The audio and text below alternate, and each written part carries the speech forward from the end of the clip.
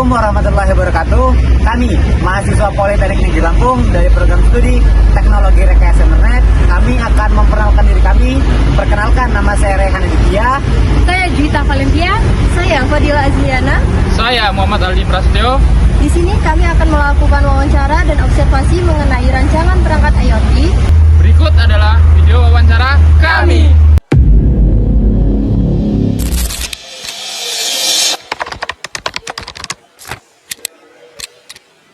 Nama saya Rehan Aditya dari mahasiswa dari kampus Politeknik Negeri Lampung. Ya. Jadi kami di sini akan melakukan studi kasus, Pak, Ya. mengenai rancangan perangkat IoT yang akan kami kembangkan idenya untuk di lapas ini, Pak. Oh gitu. Ya, jadi di sini kami ingin bertanya, Pak, apakah ada permasalahan seperti kalau di sini kan registrasi ya, Pak? Untuk registrasinya itu di sini sistemnya memakai sistem yang seperti apa, Pak? Kalau kita udah dari masing-masing, terutama di lapas ya, di lapas Raja Basan kan, kalau observasi di sini itu sudah diadakan langsung dari pusat semua. Jadi semua perangkat apa semua dari pusat. Data-data semua dari pusat, sistem database-nya itu disediakan dari pusat.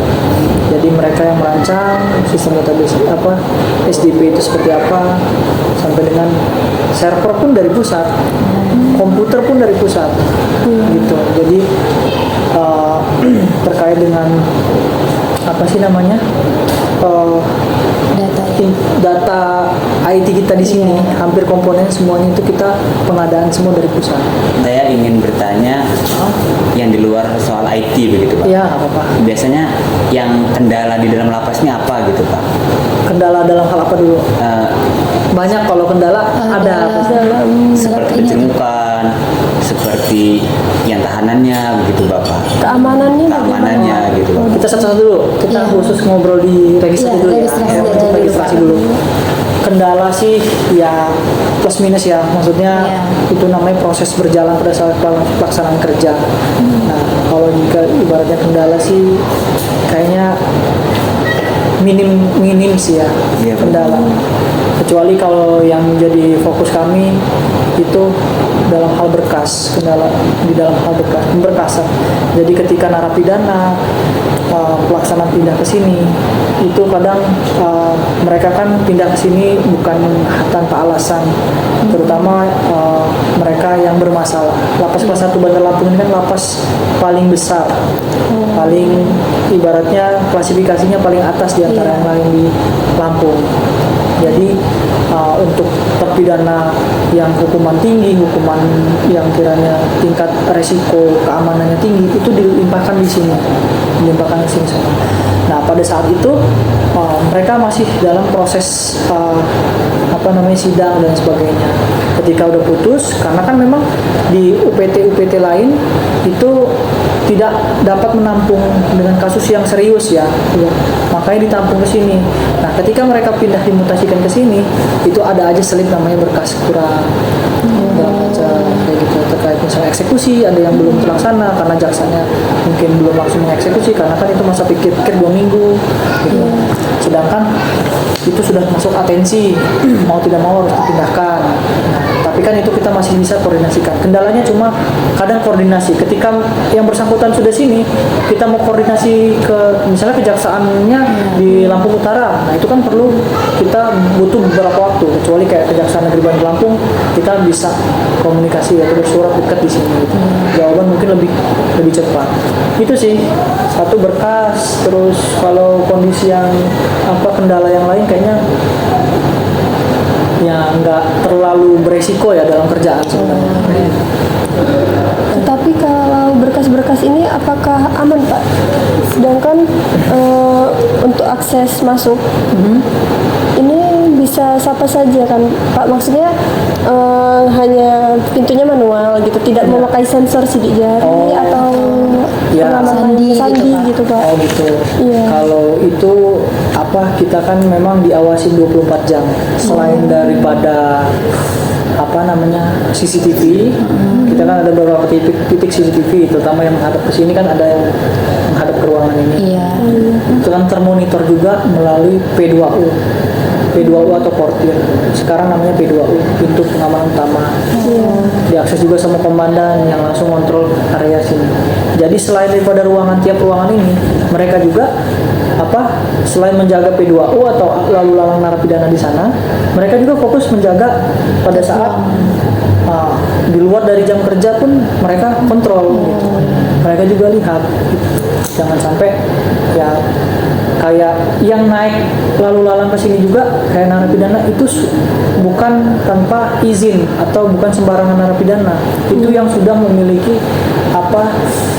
izin menjadi tahanan pendamping, artinya yang sudah mengikuti sidang pelaksanaan sidang TPP, artinya sudah mendekati pulang, tinggal berapa lagi pulang, lagi dalam proses pengurusan PB gitu. Nah, Jadi kalau direkrut lah jadi tampil. Jadi semuanya itu sudah terfilter sebelumnya. Iya. Begitu. kalau proses verifikasi pencatatan kunjungan keluarga di sini manual apa udah otomatis, Pak? Nah, kalau kunjungan kita masih sudah menggunakan terintegrasi SDP, jadi sudah otomatis semua. Kita input di portalnya, kita ada namanya portal SDP di situ, kunjungan. Nanti diinput namanya, kata-kata Pak Kabit tadi kan, diinput namanya siapa. Kita klik, nanti muncul, kita catat data data keluarga yang mengunjungi di situ. Kita ketik di situ, nanti sudah terinput, otomatis kesimpan. Tanggal berapa, jam berapa, hubungannya apa, semuanya sudah terintegrasi semua. Gitu. Jadi dia udah otomatis sudah tidak manual lagi, Pak? Nggak manual lagi, gitu. Cuma memang terkadang kita perlu juga manual. Kenapa? Ketika sistem error atau down, SDP lagi down, lagi dalam proses perbaikan, tapi itu kita pakai belangko tersendiri, bukan secari kertas yang kita buat atau apa gitu ya. Jadi memang ada belangkonya sendiri buat kita catat dan nanti itu diarsipkan di sini. Untuk mengenai pengarsipan tadi itu Pak, masalah berkas itu kan katanya itu masalahnya ya Pak, kadang dia itu entah kesulit atau kenapa. Nah jika data itu misalkan ada yang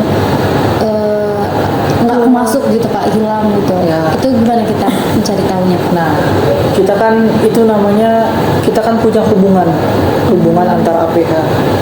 Jadi kita juga kan harus koordinasi antara penegak hukum yang lain seperti polisian, kejaksaan, pengadilan dan sebagainya. Dan kita juga sudah ketika misalnya kayak vonis hilang nih, vonis dari Mahkamah Agung, ternyata dia udah kasasi, ternyata di berkas dicari nggak ada.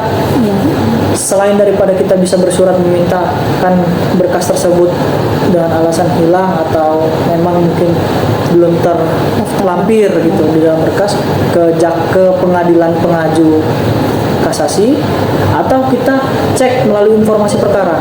Biasanya di informasi perkara atau sistem namanya SIPP, aplikasi SIPP itu nanti bisa dicek itu di situ.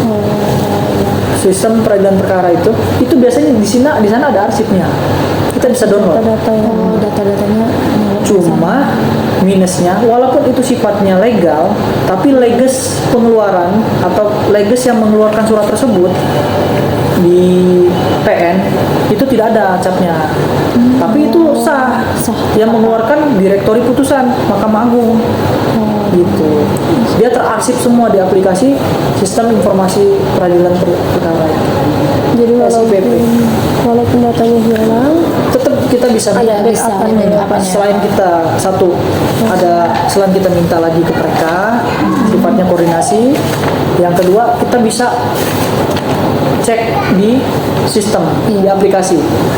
Itu semua orang bisa akses, asal mereka punya kata kuncinya, entah itu dari narapidananya, namanya, atau itu dari nomor perkaranya.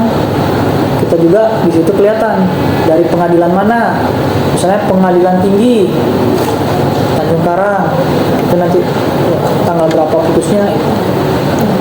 Iya Pak. Jadi setiap yang ditahan itu punya kode uniknya nggak Pak gitu Pak? Nah, Untuk tahanannya gitu. kalau kita di Lapas 1 Bandar Lampung, kita tidak menerima tahanan karena kita lebih ke status narapidana yang sudah putus. Itu yang membedakan dari lapas-lapas lain. Mungkin di lapas yang di daerah kayak di Kalianda, di mana-mana ya intinya, itu masih ada yang berstatus tahanan. Karena kalau di Bandar Lampung ini kan lengkap. Ada lapas, ada rutan, ada lapas khusus narkotika.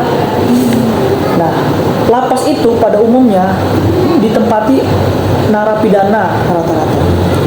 Yang berstatus sudah inkrah, sudah P21, sudah dinyatakan ketok palu dari pengadilan gitu, dan dieksekusi oleh jaksa.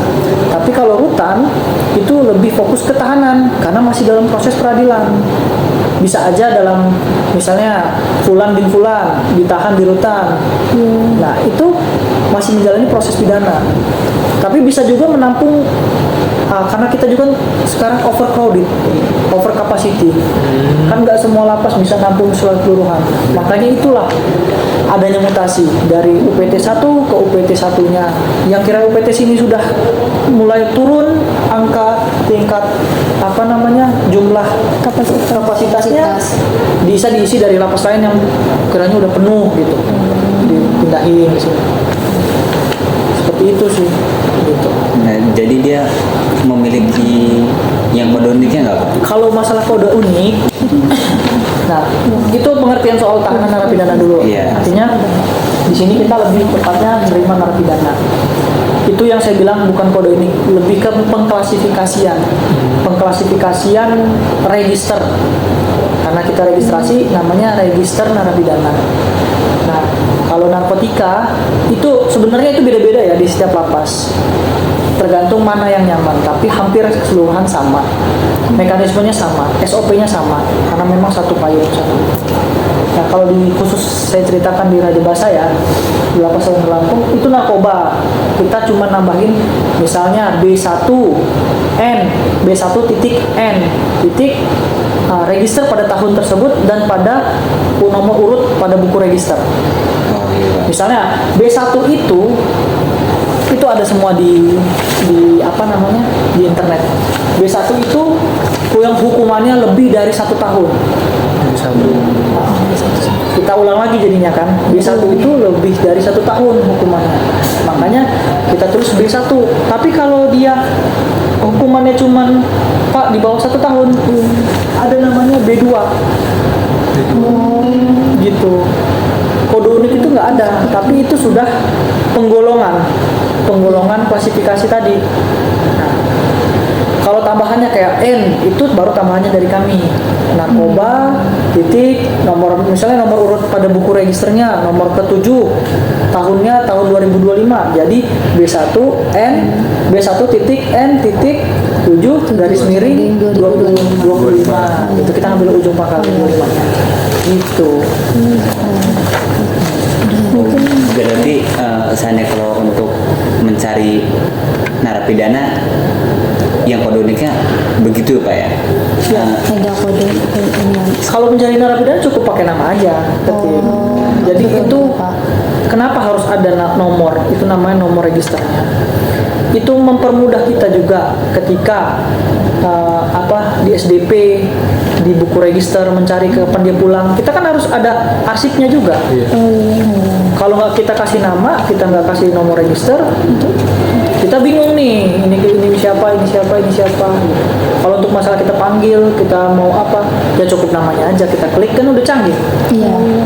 Muncul register nomor sekian atas nama ini, hukuman sekian, ekspirasi bebasnya tanggal sekian, ada semua. Seperti itu. Kalau untuk penempatannya apakah dibedakan Pak B1 dan B2-nya? Iya, siapanya itu? Orangnya atau berkasnya? Orangnya Pak. Nah, kalau di sini itu kita klasifikasikan lagi yang kiranya narapidana yang sifatnya narkoba itu ada blok khusus narkotika. Tapi ada juga yang campur. Kenapa? Kalau yang sudah dicampur mungkin dikategorikan dia sudah bisa, dia apa ya? Artinya ngikut kegiatan taklim. Kan ada kita juga kamar namanya taklim. Kamar taklim, kamar pondok pesantren, kita ada. Jadi satu kajian, pengajian, taklim dan sebagainya. Dan semuanya kita kasih ikut. Kalau mau ikut nggak apa-apa, mau itu siapa, itu boleh ikut. Karena kan sifatnya pembinaan dan untuk keagamaan dia sendiri. Kalau berkas, ya tetap kita klasifikasi yang B2, yang B1. Ada lagi? Mungkin untuk yang bagian registrasi cukup sekian Pak. Mengenai contoh tentang administrasi, pengarsipan data-data warga binaan, cara mencari data warga binaan,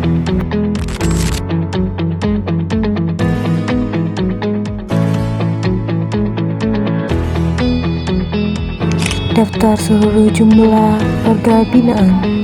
Inilah tentang wawancara mengenai keamanan di lapas. Ini akan membuat sebuah prototipe Pak, prototipe. ya prototipenya. Lalu kami akan nanti di mungkin beberapa bulan ke depan semester 3 Pak. Kami masih semester 2. Oh, semester 2. Ya. Semester 3 mungkin kalau kami dapat mengembangkan alatnya lebih jauh Ya, lagi, nanti akan kami implementasikan seperti itu. Tanya-tanya aja tentang lapas ya. Yang perangkat yang digunakan untuk sistem keamanan untuk memantau para tahanan itu apa, Pak? Iya, Pak. Yang Tanya digunakan. dulu, yang dipantau tahanan itu pergerakan, tingkah laku, atau apanya? Tingkah laku, Kalau pergerakan, tingkah laku, kalau tingkah laku kita nggak pakai alat, tapi pakai instrumen. seperti apa itu? Nah, sistem pola pembinaan namanya. Tuh. Tapi kalau pergerakannya pakai alat, penyalahgunaan alat-alat yang terlarang itu, tahu nggak apa yang dilarang di dalam lapas? Ini nyangkut ke teknologi tadi. Apa yang kamu orang ketahui dilarang di dalam lapas? Handphone. Satu. Habis itu Yang sepengetahuan kamu orang di luar itu, di lapas nggak boleh ini loh, ya. Yang nyangkut itu dari apa? Supaya nanti saya ngasih taunya, ini masih ada yang kurang. main HP gitu, Pak. Ya handphone satu, Handphone, terus satu. apa lagi? Terus ya. Narapidananya dijaga ketat gitu kan Pak. Narapidananya jangan sampai melakukan hal yang tidak boleh Iya, dilanggar. nanti makanya saya tanya dulu, pengetahuan kamu orang tentang lapas tuh nyangkut tadi ya, Iya, Pak. bukan umum. Nanti kaitannya ke teknologi yang kami gunakan ini loh untuk meredam itu tadi, ini yang kami pakai karena alat-alatnya banyak. Ya, metal detektor kalau ke baju kan nggak pengaruh, pada guna. Dia harus bahan metal. Kami pakai itu. Kalau dia nggak ada bahan metalnya, nggak mungkin kami pakai metal detektor. Pakai apa alatnya kan gitu. Iya, Pak. Kalau untuk mendeteksi HP, benar. Pakai metal. Ada alatnya, metal detektor yang canggih juga ada. HP mati bisa ketahuan di mana penggunaan sinyalnya. Oh, dia lagi connect. Ada. Itu maksudnya kan teknologi kan, Iya, iya. penggunaan elektro. Jadi salah satunya HP betul. Yang kedua benda-benda elektronik. Banyak itu. Kamera. Dikom, Ya. terlarang itu. Sensor, speaker, sama lah kayak gitu tadi kan. Dosoan. Nah, makanya kenapa barang-barang stainless itu nggak boleh masuk ke dalam lapas. Sendok stainless nggak boleh. Kenapa? Satu, ini segi keamanan nih. Ya. Kalau sendok stainless itu diasah, itu bisa jadi senjata tajam. Yang kedua, kalau dia dikaitkan ke elektronik listrik, itu bisa jadi alat panas. Apinya dipasang situ, masanya di dalam air, itu menjadi masa. Bisa di sauna dia orang, biar panas spa di dalam. Makanya boleh stainless. Sejauh ini ada kendala nggak Pak? Apakah tiba-tiba ada narapidana yang Kalau kendala nanya deh di lapas ini, terutama petugas, banyak betul. Mau tahu salah satu kendala petugas apa? Apa? Tuh, tuh ya. Itu nggak ada lawan itu. Iya, Pak. untuk pembinaan? Kegiatan yang dilakukan narapidana itu ada apa aja, Pak, dia, Pak? Nama kegiatannya? Iya. Iya. Ya kan bikin roti gitu. Ya, ada dua pola pembinaan di sini. Satu, pola pembinaan kepribadian namanya. Yang kedua, pola pembinaan kemandirian. Roti tadi masuknya di kemandirian. Kalau kepribadian itu artinya spiritual, seni, olahraga. Itu di lapas masuknya ke kepribadian. Di mana tempat kepribadian ini? Di pembinaan. Pembinaan itu ada 3 seksinya: registrasi, perawatan, Binpemas, bimbingan kemasyarakatan. Nah, pola pembinaan kepribadian tadi di Binpemas tempatnya. Pembinaan misalnya kecilnya di seksi Binpemas. Kalau perawatan dia ngurus sehat, masalah makanan dan kesehatan napi, kebutuhan fisiknya, minumnya, itu di perawatan kesehatan nama seksinya. Registrasi ngurusin berkasnya, program orangnya di Binpemas, dia dididik jadi apa di Binpemas punya wilayah. Itu tadi bisa ngaji, udah masukin belum sampai. Siapa yang nyuruh masuk? Nah Pak, kalau yang pembinaan buat yang kayak apa furniture Mebelah, tadi, air. nah itu ada nggak yang berbasis teknologi gitu Pak? Berbasis teknologinya untuk sementara ini masih manual. Ya ada dia pakai alat. Tapi menurut saya ya kayak alat subuh, mesin sih. Tapi menurut saya ya bukan teknologi yang dibayangkan kayak sekarang kan. Pakai komputer dulu dia gambar meja pakai ini enggak. Pak De bisa, saya bisa Pak buat kursi. Masuk melaksana. Pak De buatlah kursi ini alatnya, ini bahannya, Pak De kerja. Digaji. Ada gajinya, hasil penjualan itu dibagi untuk negara berupa PNBP, untuk yang bersangkutan gaji, ya kan? Terus untuk operasional bengkelnya, gaji kan kirim ke keluarga, ada tabungan, jadi mereka bebas. Legal bisa, bukan dia nyolong, bukan dia nipu, bukan dia sendiri, jadi dia dikaryakan, bekerja dia dalam lapas. Tapi masyarakat nilainya kan, bandit semua, ya betul. Kan banditnya itu kapan? Lihat dia 10 tahun yang lalu. Apakah kita yang di luar ini malaikat? Enggak. Itu image itu yang kami orang buat. 10 tahun yang lalu dia merampok betul. Hari ini kamu lihat dia jadi apa? Jangan yang 10 tahun dulu dikorek. Nah, tolong dibantu juga lihat image tentang narapidana ini di masyarakat. Ya, jangan lihat yang hasilnya 1000 orang, yang balik lagi 3, ya berapa orang kecil. Pulang dari sini, ya kan? Kerjaan belum, anak nangis atau istri hamil atau apa, biaya nggak ada, tiba-tiba nyolong lagi, baru bebas dari lapas. Masyarakat mau terima.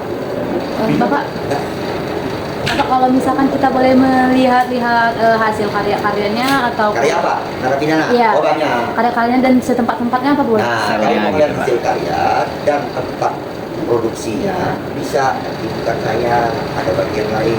Makin kemandirian itu namanya bengkel kerjanya. Bidangnya lain, kalau di sini bidang keamanan. Kami boleh ke Bisa tempat nanti. yang baik, Pak? Kalau sekarang jangan dulu tanggung, ini jam Isoma ya Pak? bukan isoma, kita nggak ada isoma, cuma lagi pergantian shift. Anak-anak di dalam masih steril. Oh iya Bapak. Inilah salah satu contoh alat keamanan pengecekan tubuh pengunjung. Alat pengecekan barang yang untuk dibawa. Inilah alat pengecek barang yang terlarang untuk memasuki lapas, yaitu stainless, aluminium, besi, dan lain-lain.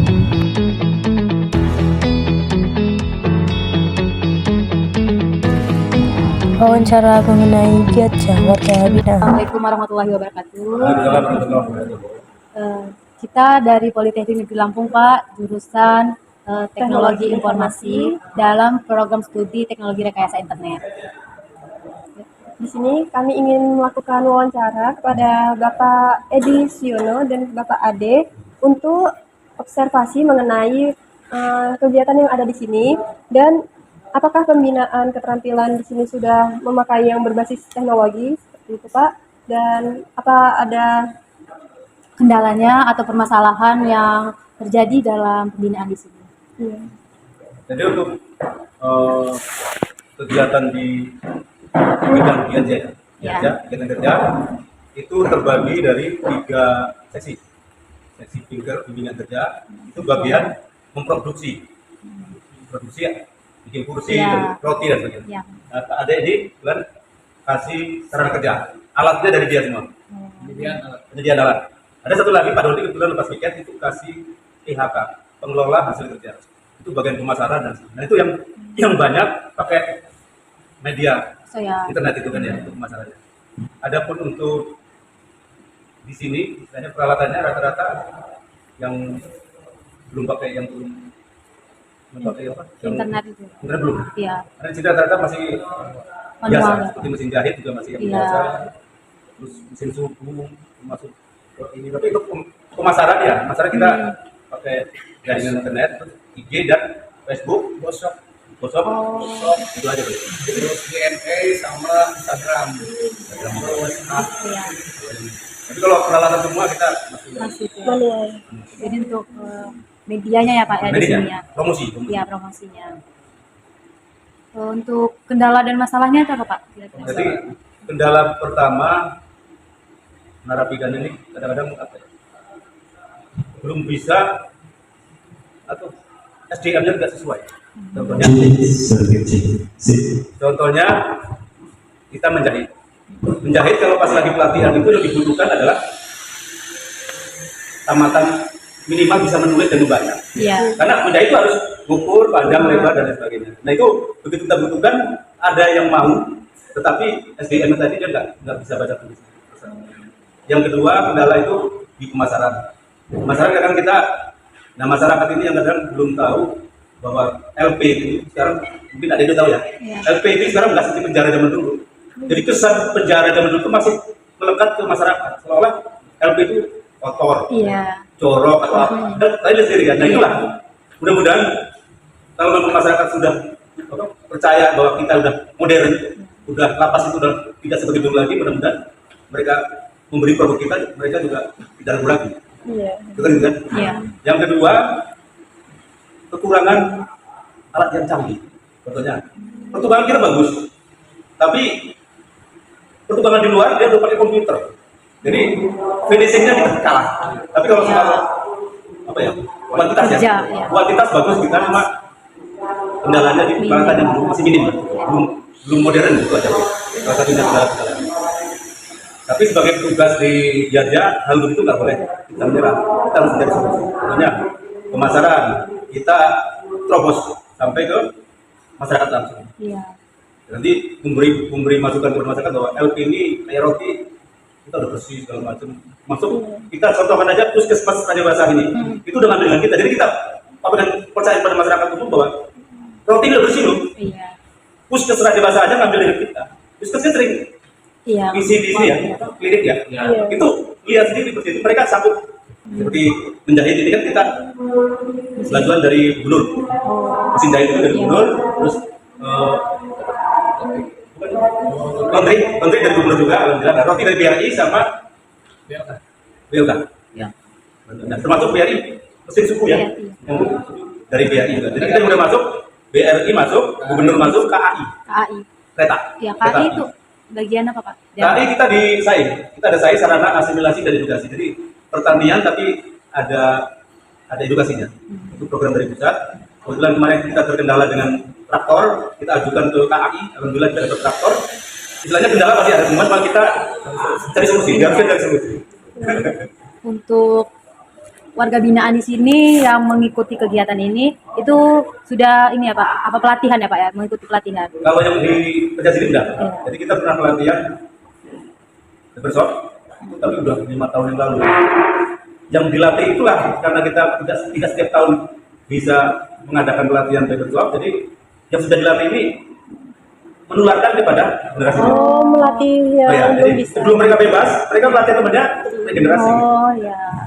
Nah, seperti roti juga. Roti kita udah 2 tahun ya dari latihan roti. Jadi yang lama itu melatih yang baru turun. Iya. Atau ada juga kalau memang ada yang punya keahlian di luar kita ambil dari tutor. Contohnya pertukangan. Ini sebenarnya di luar ada ahli nih pertukangan kita, Mas Edi itu. Tapi waktu kita ada pelatihan kita lagi-lagi biar ada profesional. Iya. Jadi kalau memang ada yang ahli di luar pernah ada punya keahlian kita ambil menjadi tutor di sini untuk melengkapi kekurangan dari pelatihan tadi. Karena ini 1.100 kita anggaran paling dapat 60 orang itu mesti tahu. Tahun ini kemarin di apa? Dikunci anggarannya baru dibuka nanti Agustus saudara ya. Kalau Agustus nanti ada pelatihan menjahit. Oh ya. Jadi pegawai-pegawai yang bekerja di sini itu nggak sembarangan ini ya Pak, warga pembinaan ya Pak ya. Yang jadi hanya orang-orang yang sudah punya dilatih dan punya sertifikat yang hanya bisa memasuki ruangan tersebut. Atau warga binaan yang lainnya boleh gitu Pak. Jadi yang punya sertifikat pada waktunya pelatihan. Iya. Seperti ini kan 5 tahun yang lalu. Mereka kalau memang mau bebas ke pelatihan, jadi walaupun dia punya sertifikat, dia bisa melanjutkan keahliannya. yang dikeluarkan tadi. Jadi kalau ada dana anggaran lagi buat pelatihan bisa masuk pelatihan dan bebas orang milih boleh apa aja kaliannya atau enggak dia punya kalian dan ingin mengembangin kalian lain bisa masuk. Untuk pelatihannya ini dia kayak kloter-kloter gitu atau langsung semuanya dilatih gitu? Enggak, kita pilih 20 orang. Oh. Jadi kita cari dulu rekrutmen, kita rekrut dulu siapa yang ikut pelatihan kayak oke. Kita pilih orangnya 20 orang. Nah, itu dilatih dan dapat sertifikat baru boleh kerja di sini. Oh. Jadi setiap tahun itu jatah pelatihan tidak sama. Dulu pernah 2023 itu kita dapat 12 kegiatan.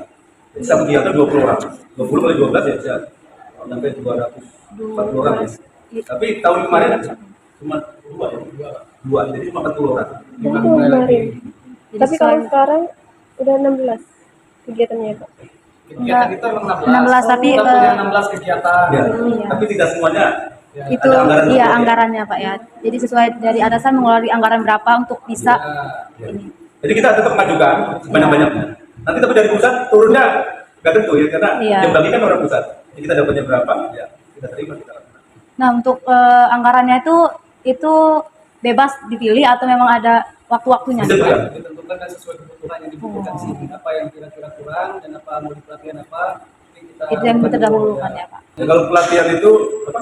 Kegiatan di sini 16. Ya. Ada di papan tulis ya. Iya, Dari menjahit. menjahit, laundry, roti, gitu ya, pengelasan, Apa menenun apa? tukangan, tempe, pengolahan kedelai ya. Tempe, berbersok, perikanan, pertanian. hidroponik. Nah, hidroponik itu pelatihannya dengan Pelinela. Iya, emang Pelinela terkenal banget. Hidroponik. Kita punya 3 unggulan di sini. Salah satunya hidroponik, tempe, sama roti. kokopet. Tahu kokopet? Itu apa Pak? Kokopet itu hasil dari sabut kelapa. Sabut kelapa itu dihancurin, kulitnya itu, sabutnya itu namanya kokoset. Kokoset. Itu dibikin bisa untuk anyaman apa? Atap di kafe-kafe atau dinding kafe-kafe itu. Nah, yang sekarang karena permintaan dari luar negeri itu Jepang mintanya kokopet itu serbuk dari tepes tadi apa namanya? Oh iya. Kulit kelapa Iya, tadi. kulit ya, sabutnya itu ya Pak. Sabutnya namanya kokoset, Iya. bubuknya namanya kokopit. Kokopit. Oh, kokopet. Jadi kemarin kita baru ekspor ke Jepang, buat kontainer. Wow. Keren ya Tapi Pak. itu kendalanya di nggak ada kemarau, memang nggak ada hujannya. Kendalanya hujan, jadi sekarang berhenti karena tempat penjemurannya nggak ada. Basah ya Pak ya, itu Tapi karena kalau memang nanti biar udah mulai kering. kemarau, kita mulai lagi. Kendala di penjemuran. Untuk roti kurang ya Pak ya untuk roti ya. Maksudnya, Kan tadi 3 nih yang ini. Tadinya unggulan, tapi di zaman itu ini diganti. karena roti itu seluruh LP hampir ada semua, jadi tidak menarik gitu lah. Oh, iya. Nah, roti ini termasuk paling banyak besar menyumbang untuk PNBP. Tahu PNBP? Penerimaan negara. Iya, penerimaan uang negara itu. Bukan pajak. Kita 1 tahunnya 12 juta. Setor ke negara. Dan roti ini sebenarnya paling besar juga. Paling besar ya. Menyumbang untuk PNBP. 1 bulannya bisa 1,8, 1,7. Warga binanya digaji nggak? Iya, warga binaannya mendapatkan uang dari Iya. itu Pak. Ada. Iya, Jadi tadi sudah dibilang. kita pakai permen yang lama ya. Di pembagian itu 50, 35, 15. 50% itu untuk premi anak-anak. Yang 35 itu masuk tas, persiapan main alat dan sebagainya. Yang 15% itu PNBP. PNBP itu yang bentukan pusat. Kita ditentukan setahun 15 juta, tapi alhamdulillah kemarin 23 juta ya. Tahun kemarin kita 23 juta, lebih dari target Target pusat. yang iya. Mudah-mudahan tahun ini bisa tercapai. Minimal 15 juta harus tercapai. Kalau enggak, ada istilah itu, kalau orang bertani sawah itu ada hasilnya padi. Iya. Iya. Jadi kalau Giatja ini atau banker ini kelihatan, biar kelihatan hasilnya ya PSBB. Kalau nggak ada PSBB, Iya. semua laporan bohong gitu. Iya. Ya kan? Karena untuk apa ada laporan kegiatan tapi tidak menghasilkan? Makanya untuk pusat menilai bahwa jalan atau tidak adalah kalau PSBB tercapai ya kegiatan itu berjalan dan laku, bukan hanya memproduksi aja. Jadi sarana kerja jalan, BIM berjalan, pengelolaan hasil kerja atau jalan. Setelah dapat PSBB tadi. Kalau misal nggak sesuai target yang didapat itu pernah nggak Pak? Yang belum pernah, kita dulu pernah ditargetkan 42 juta. Tapi kita usul dalam arti mereka menentukan 42 juta itu kan dari jumlah napi. Ya. Nah itu kita nyangka tidak mampu untuk terpenuhi karena yang kerja hanya 100. Di sini kan paling 80, 100. Jadi mereka hitung 1.100 kali berapa ketemunya 42 juta. Saya bilang bukan begitu Pak cara penghitungannya. Kalau memang kita mau turunkan karena yang kerja hanya 100 orang. Itulah jadi 15. Kalau nggak tercapai mungkin kita ada alasan. Istilahnya bukan hanya nggak terpenuhi terus ditinggal bertiga. Kita memberi alasan. Kenapa tidak tercapai? Ini. Insya Allah jadi perhatian pusat, nanti pusat akan merevisi. Mungkin cukup sekian Pak Untuk mengenai wawancara kegiatan wawancara Giatja ini. Terima kasih ya Pak sudah mau menjawab pertanyaan-pertanyaan kami. Nanti kalau kami sudah memikirkan ide dan inovasi untuk membantu permasalahan-permasalahan yang ada di sini, kami Oh, dengan senang hati. Iya.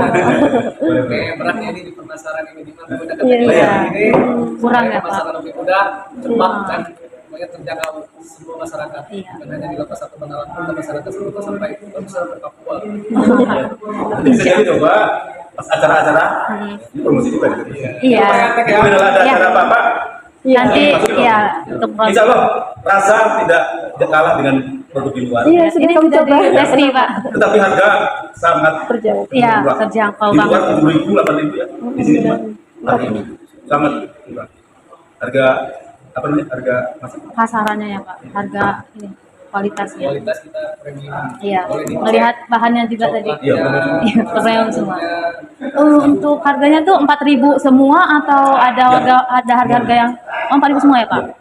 Jadi apapun itu bentuk ataupun Iya. rasanya itu semuanya sama.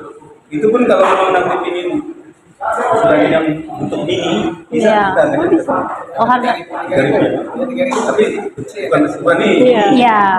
Jadi dia paling apa maksimal apa? Standarnya biasa roti standarnya itu 4.000 semua ya Pak. Inilah beberapa kegiatan para warga binaan.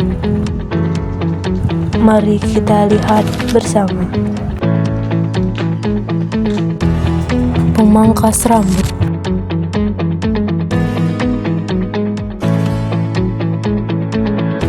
Pertukangan.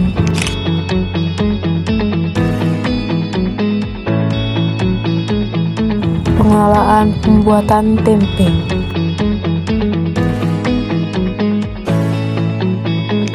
Kerajinan dan sulam tapis.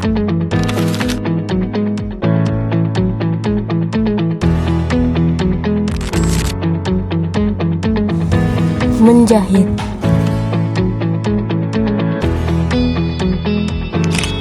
Laundry.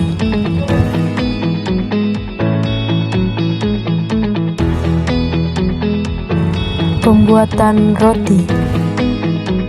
Sertifikat dan dokumentasi kunjungan. Alat-alat pembuatan roti tradisional dan bahan-bahan premium.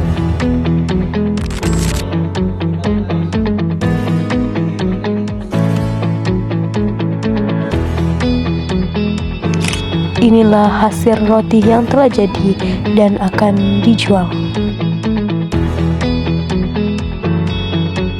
Serta penanaman hidroponik.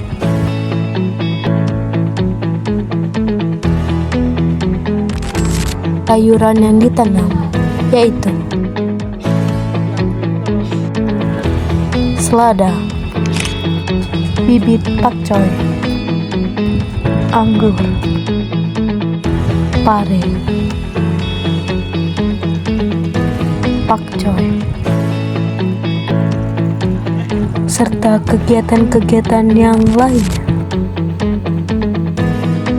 Inilah Giatja Warga Binaan, seluruh karya yang telah dibuat oleh warga binaan. Sekian dan terima kasih.